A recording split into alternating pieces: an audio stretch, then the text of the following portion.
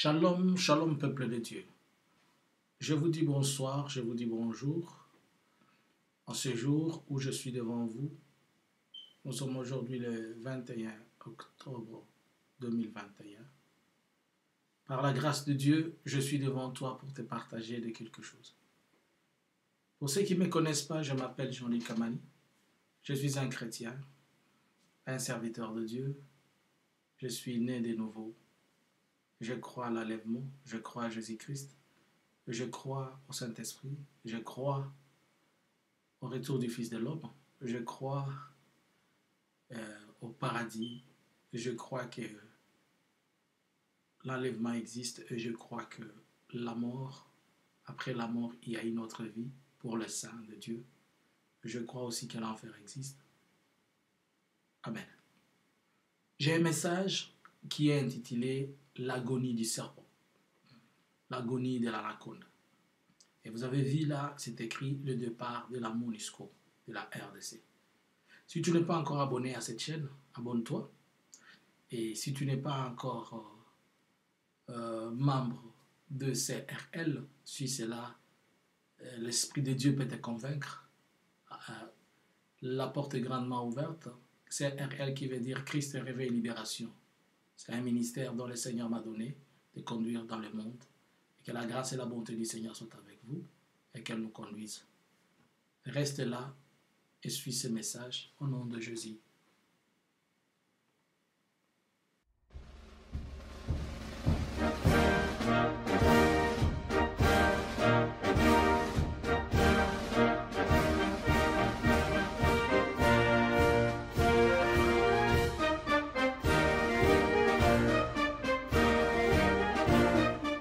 Lisons un passage de la Bible, Jean chapitre 11, le verset 30. Car Jésus n'était pas encore entré dans le village, mais il était dans le lieu où Marthe l'avait rencontré. 31. Les Juifs qui étaient avec Marie dans la maison et qui la consolaient, l'ayant vue, s'éleva promptement et sortit. Là, les suivèrent, disant, elle va au sépulcre pour y pleurer. 32. Lorsque Marie fit arriver là où il était, Jésus, et qu'elle le vit, il tomba à ses pieds et lui dit, Seigneur, si tu eusses été ici, mon frère ne serait pas mort. Amen. Prions. Éternel des armées, Dieu d'Abraham, Dieu d'Isaac et de Jacob, Seigneur, je suis devant tes yeux, je suis devant toi. Mais voici encore une seconde fois me remettre entre tes saintes mains, Seigneur, et remettre ces temps et ces moments. Je demande que ta gloire et ta grâce soient avec nous. Autorise que ces messages aillent tellement loin et que tout le monde l'écoute et que, Seigneur, c'est là à qui tu veux avertir, qu'ils reçoivent ces messages avec action de grâce et que la puissance dans cette révélation aille dans les quatre coins du monde.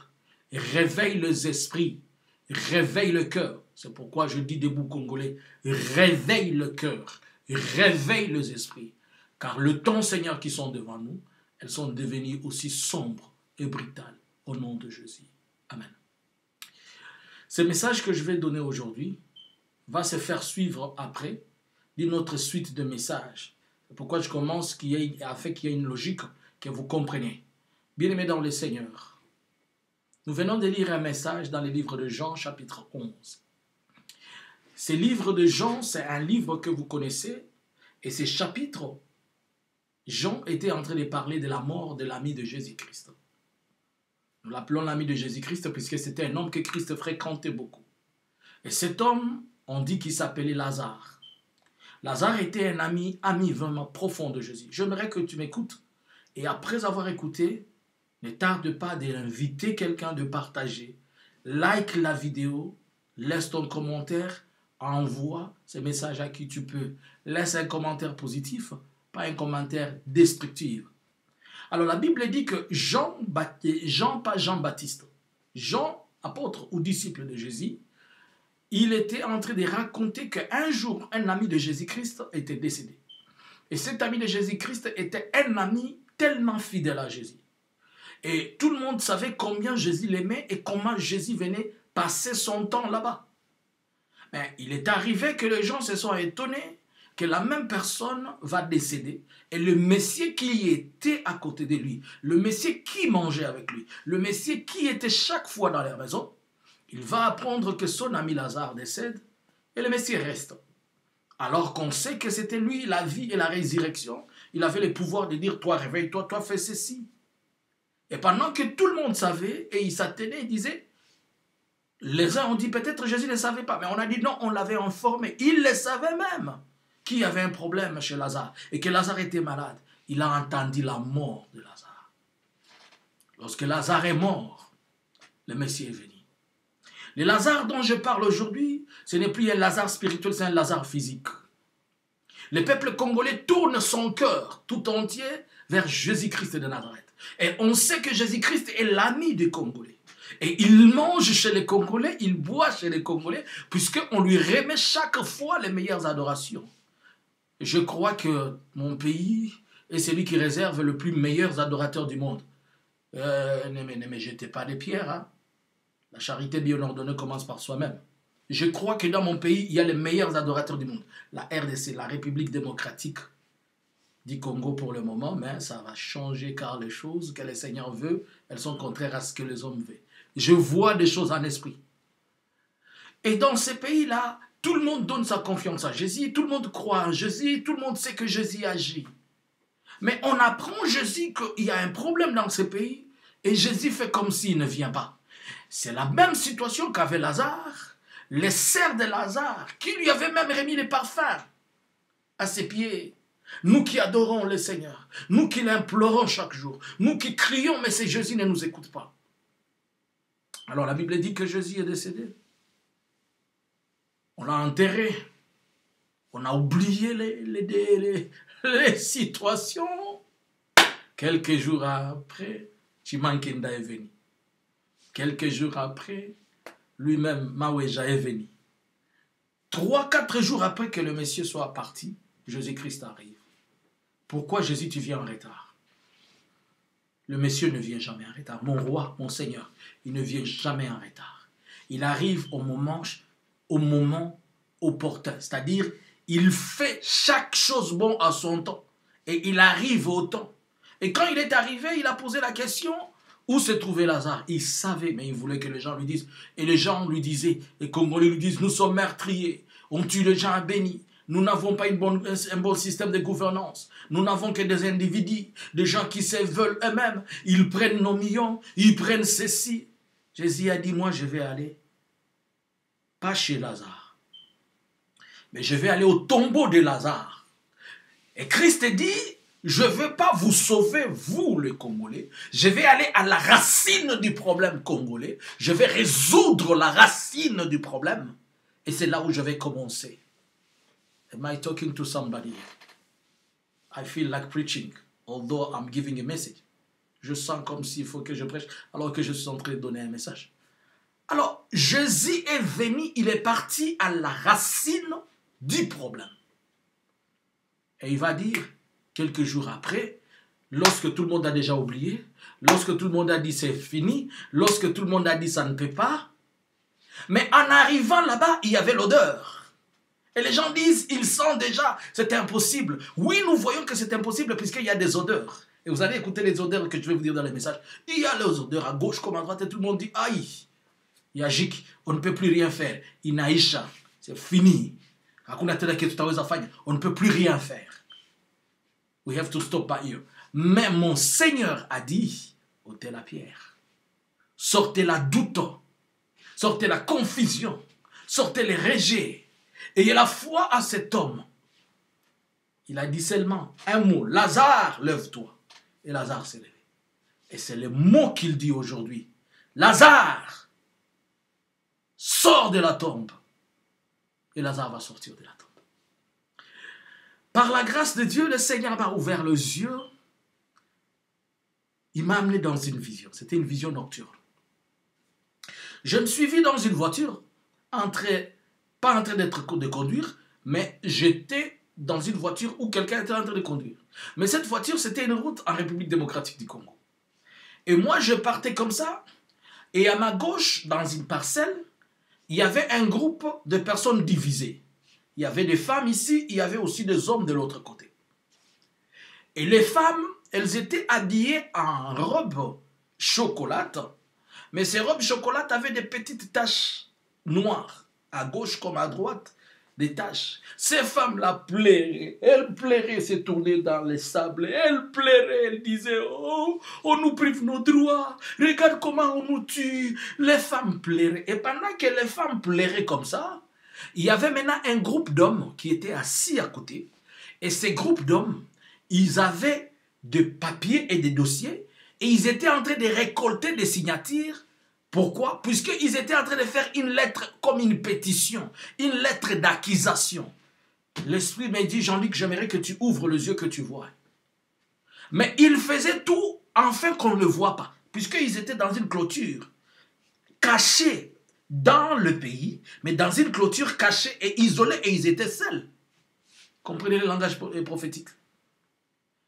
Et quand ces gens, les femmes pleuraient et les hommes écrivaient. Et le Seigneur m'a dit, regarde ces femmes-là qui sont en train de pleurer. Regarde leur habit. Elle a quelle couleur? Je dis, c'est la couleur chocolat. Il m'a dit, oui, ok. Mais tu vois encore quoi? Je dis, je vois des petits points noirs. Il dit, mais est-ce que ces points noirs-là sont plus importants que la couleur qu'ils ont sur leur habit? Je dis, non. Il dit, voilà ce que je veux que tu comprennes. Il me dit, mais regarde aussi les hommes qui sont assis là. J'ai dit, ils font quoi? Il me dit, viens, il m'ouvre les yeux. Je vois, on est en train d'écrire une pétition et une lettre d'accusation. Et c'était qui ces groupes-là? C'était les groupes des Banyamulenge. Il y avait des femmes Banyamulenge ici et les hommes là-bas. Et qu'est-ce qui s'est passé? Ces femmes étaient en train de pleurer. Elles étaient en train de crier qu'on le tuait, qu'on le torturait, que l'on faisait quoi? Et le Seigneur m'a dit, dans ce que ces femmes sont en train de faire, tu vois cet habit que je t'ai montré? J'ai dit oui, ça représente la vérité. Mais les petits points noirs, ça représente le mensonge. Je dis mais je ne comprends pas. Il me dit cet habit-là, c'est l'histoire. En réalité, il y a des atrocités. En réalité, il y a des gens qui s'affrontent. Mais les petites taches noires là, ce sont des mensonges qui s'ajoutent à la situation et ils sont en train de pleurnicher. Et ils sont en train de dramatiser pour qu'ils soient écoutés, alors que ce n'est pas ça. Mais pendant que les femmes sont en train de pleurer, les hommes sont assis en train de faire des lettres d'accusation et se plaindre. Je pose la question, mais ils veulent se plaindre où? Il me dit, attends. Quand on avance un peu, il me dit, tu sais quoi? Regarde. Quand je tournais les yeux, ils ont vu que je les ai regardés. Avec tout le monde là où on était, automatiquement tout le monde a fui, ils ont disparu. Et il m'a dit, tu vois l'hypocrisie de ces choses? Ils sont en train de dire autre chose et ils font autre chose. Maintenant, je vais te faire comprendre. C'est quoi? Il m'a dit, c'est lui qui les a demandé de faire ça. C'est quelqu'un. Je dis, qui? Il me dit, il s'appelle Nations Unies. Je dis, ah bon? Il dit pas tous les Nations Unies, mais je vais te montrer ce quoi. Et il m'amène. Il me fait voir un serpent trop grand, géant, un anaconda, qui est en train de soupirer. Il était en train de donner les derniers soupirs. Comme quelqu'un qui... Donc, tu vois, lorsque quelqu'un veut rendre l'âme, et il était là, tombé par terre, fatigué, comme ça. Alors, c'est ce serpent-là qui les avait dit, faites ces lettres, puisque moi je vais mourir, et avant de mourir, je dois introduire ces lettres là-bas, afin que gain de cause vous soit donné. Mais quel est ce gain de cause? Voilà maintenant ce que l'Esprit, Dieu va m'expliquer. Il me dit, tu sais quoi? La MONUSCO veut quitter votre pays. La MONUSCO veut partir. Elle est agonisante là. Tu la vois là, elle est agonisante. Mais elle ne veut pas partir comme ça. Elle veut sortir en créant un autre sérieux problème dans la suite des temps. J'ai dit, ah bon? Il me dit, c'est pourquoi tu le vois agonisant. On les a informés, ces gens-là, faites vite, faites des pétitions, faites une accusation, allez accuser comment on est en train de vous faire souffrir, afin que vous ayez un gain de cause de ce que vous cherchez. Mais ils le font en cachette et ils ne veulent pas que les gens sachent ce qu'ils sont en train de faire. Et la Bible dit, il n'a rien à cacher sur la terre. Mon Dieu a 7 yeux. Et Dieu a vu ce qu'ils étaient en train de faire. Vous allez, je ne sais pas si vous n'avez encore pas compris, mais il va y avoir une ampleur de la situation de Banyamulenge qui va prendre notre ampleur. Mais n'ayez pas peur. Ce que l'homme aura sémé, il le moissonnera. Mes frères, vous êtes des chrétiens. Parmi vous, il y a beaucoup de chrétiens, beaucoup de pasteurs. Beaucoup de chrétiens, beaucoup de pasteurs. Ayez le temps de dire la vérité. Ce que l'homme aura sémé, il le moissonnera. Ce que l'homme aura sémé, il le moissonnera. Alors, la MONUSCO, elle veut quitter la RDC. Croyez-moi, la MONUSCO veut quitter la RDC. Il y a des bruits qui disent peut-être en 2024.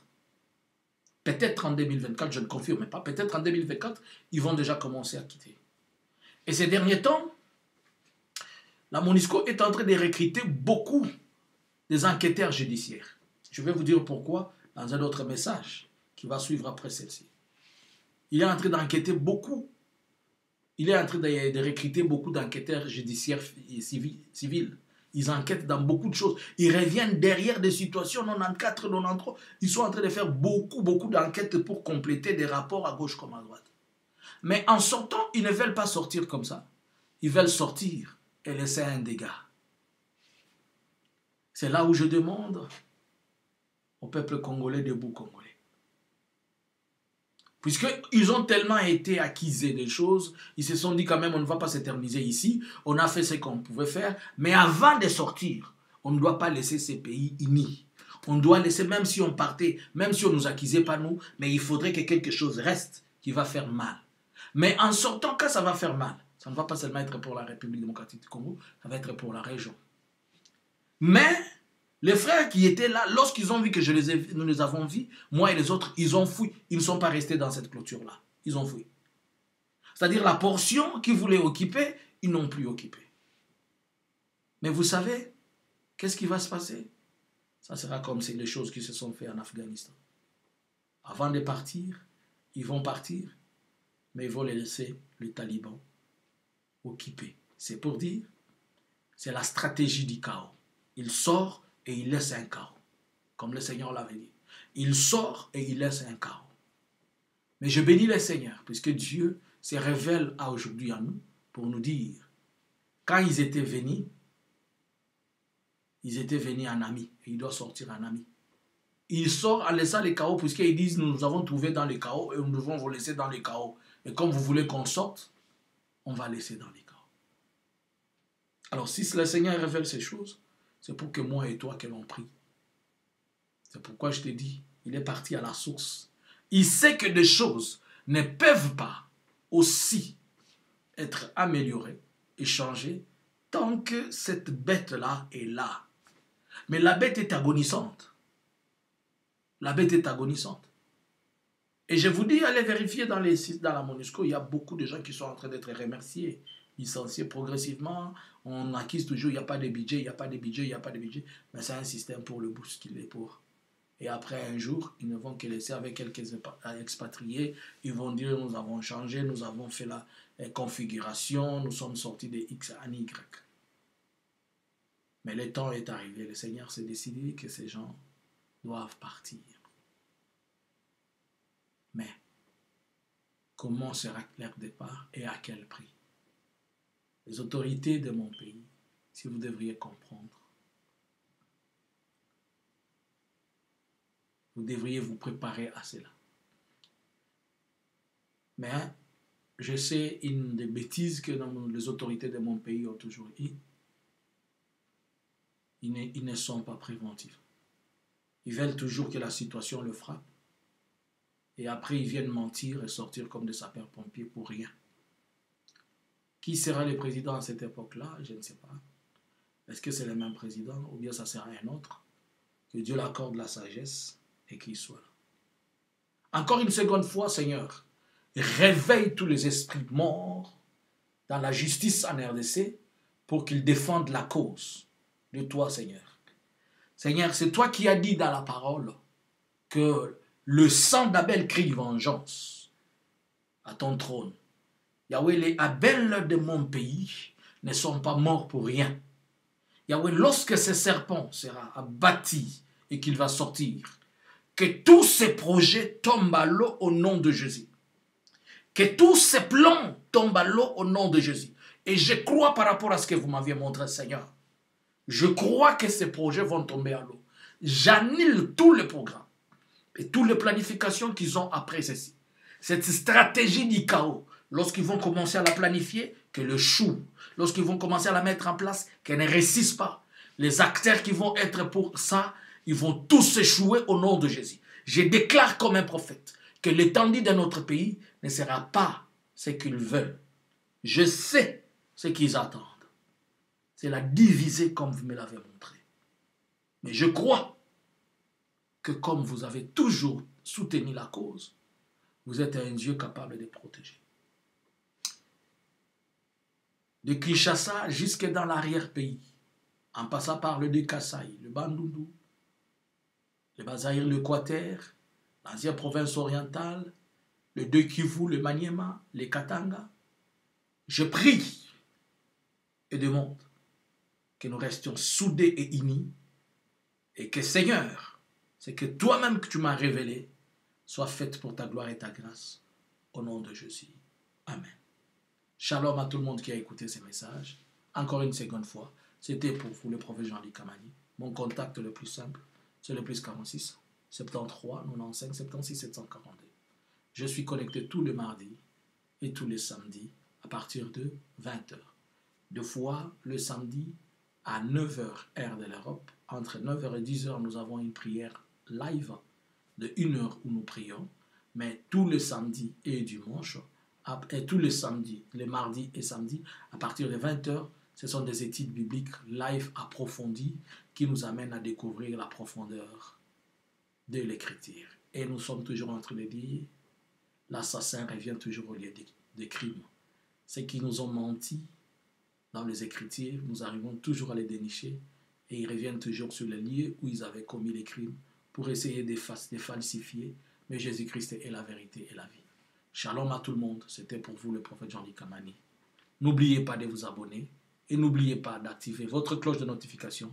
N'oubliez pas, surtout n'oubliez pas de liker et de laisser un commentaire positif.